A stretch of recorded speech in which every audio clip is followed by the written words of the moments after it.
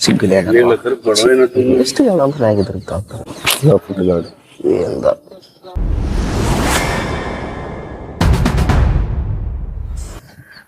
ఏం కాదు కానీ అయిపోయింది నేను సారీ చెప్తానని చెప్పి వాళ్ళని మాట్లాడమన్నా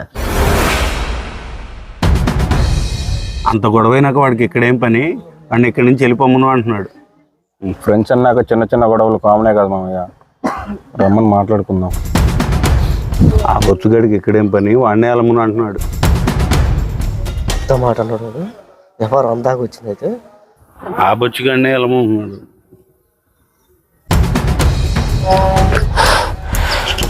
ఏంద్ర ఏంది అన్నావంట? ఇప్పుడు కొట్టుకోండి. నారాయణ నారాయణ.